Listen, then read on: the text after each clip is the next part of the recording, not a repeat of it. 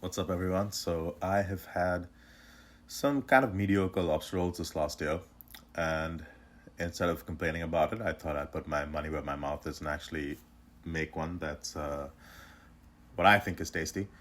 And it's kind of different from any of the recipes I've seen out there, which is either like a hot lobster roll just tossed in butter or the mayo based one. I'm going to try to do one that's like a mix of both that has butter emulsion and which is also tossed in brown butter, but we'll get to that.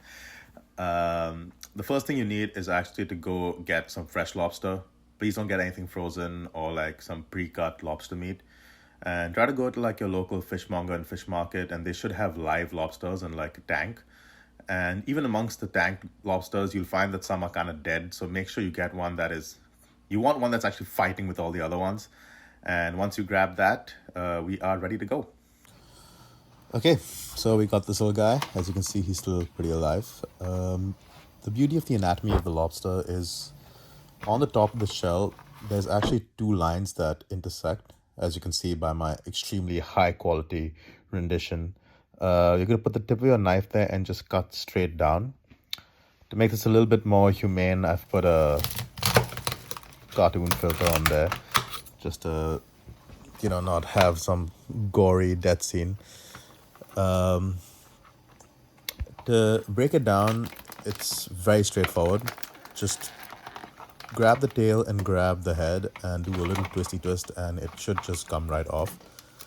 You can do the same with the claws. I'm using a towel because there are kind of small spikes on the claws and you can get poked by them. It just helps me save my hand.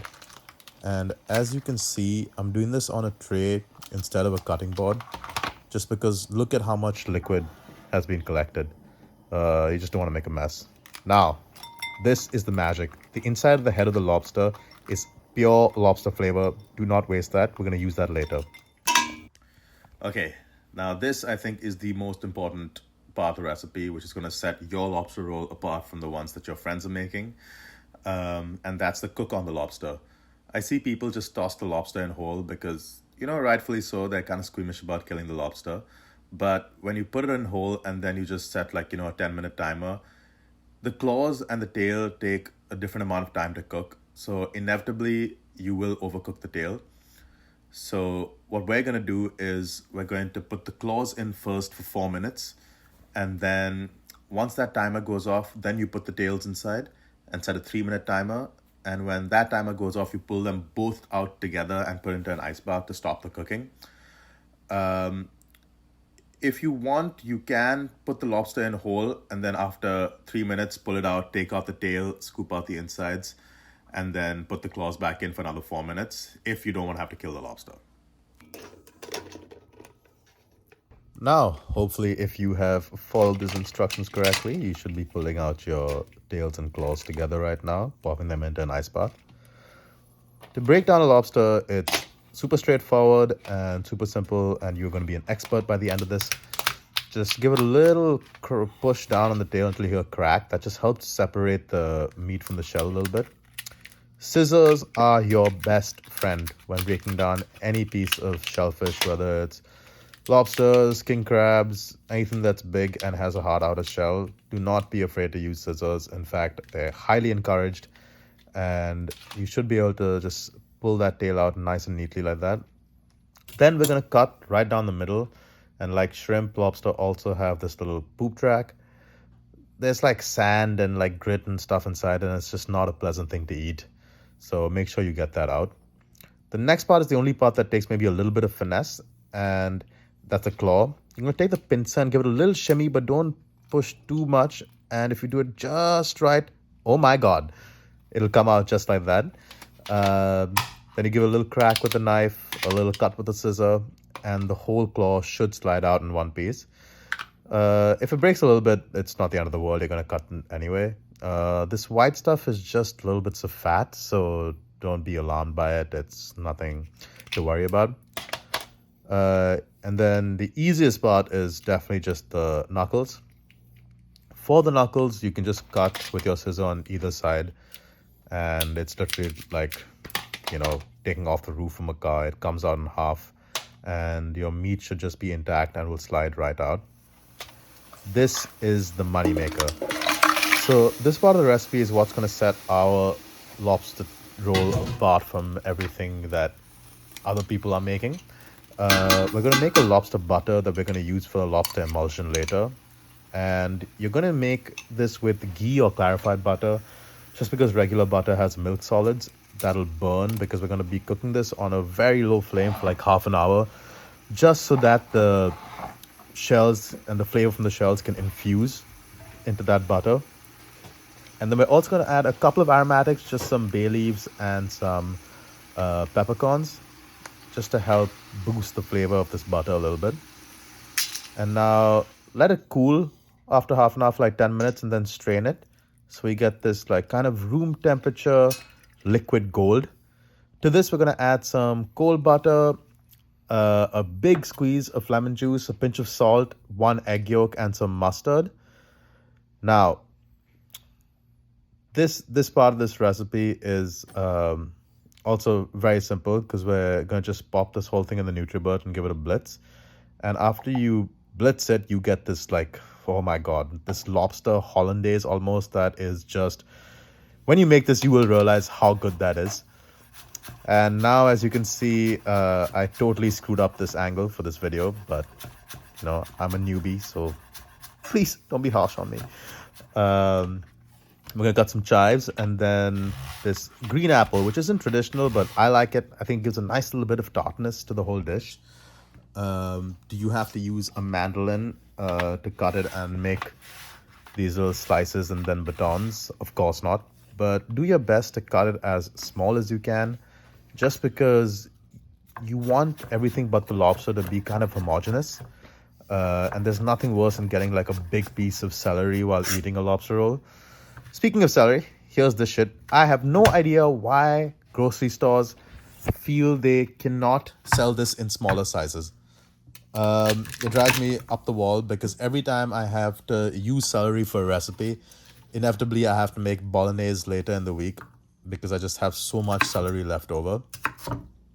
And like with the apple, do you have to cut it like this? Of course not. You can keep the stalks whole and just cut them very thinly so that you just don't get big pieces of celery inside. In the meantime, enjoy a little bit of celery ASMR. I know there's some freaks out there who live for this shit. Next, for the lobster itself, try to keep it really chunky. You've worked so hard to cook this perfectly, and you want to be able to taste that texture in the lobster because your friends and family are probably have had many a bad, you know, stringy lobster, but your lobster is so buttery and soft. So, you know, showcase that. Next, remember that head meat we had taken out earlier? It's going to come back into play. So we're going to mix 2 kinds of lobster rolls, like I said earlier, the cold one and the hot one. So we're going to use this head meat and cook it out in some butter. If I'm being honest, I actually realized while doing this that I should have just put this in the lobster butter earlier because it did take a little bit longer than I expected to cook out, which caused the butter just to brown a tad more than I wanted. It was still super tasty, but, you know, learn from my mistakes and put this in the butter with the shells and the aromatics.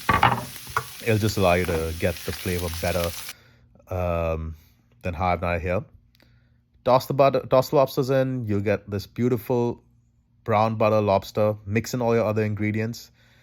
Do let the lobster cool before you add the other things. Yes, toasting bread. Super simple. And this I don't think I even need to explain to you. I've just cut the ends off so it's a little flat. But I do think it's integral to toast it. You know, it smells so good and it also gives a certain amount of rigidity and stability. And listen to this ASMR. Wild. Now for the assembly. You know, if you've stuck with me all this way, this is now your reward. The other thing that people do, which I think is criminal, is to underfill a lobster roll. You know, I get restaurants have to make their margins, but, you know, if you're doing this at home for friends and family, stuff this shit to the brim. You know, you want to be generous with it. It makes a world of difference. And now you could leave it there and just serve it as is, just maybe garnish it with some chives. But I wanted to try to level this up a little bit and do a slightly fancier version if you want to throw a dinner party and or maybe a Valentine's dinner and really impress your partner or your friends. This is how I would do it. I went to Whole Foods and got some caviar as well. I put 3 little dollops on the lobster roll itself. And then I thinly cut some pieces of apple and then cut them in half just so that I could fan them out like this, like a little small crown. And I could speed through this process, but I find plating these things actually be quite therapeutic.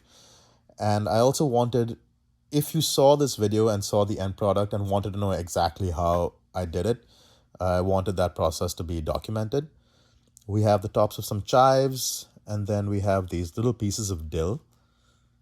And that's it, and this is what you're left with, which I think looks pretty damn good. The only thing that's kind of annoyed me is that I didn't fill it all the way on the bottom. But, I'm new at this. Cut me some slack. And yeah, that's it. Well, hopefully, if you have followed all those steps, you are left with a bitchin' lobster roll in front of you. I actually really quite enjoyed making that, so I'm going to do one of these probably every week. If you have anything in particular you'd like me to make, just put in the comments. And I know, okay, that this was pretty fucking bootleg. And if you want me to make higher quality videos, like, share, and subscribe. Can't believe I'm asking people to do that. And yeah, if this thing does well, then the better quality equipment I can buy and the better videos I can make for you in the future. And so yes, until next time, ciao.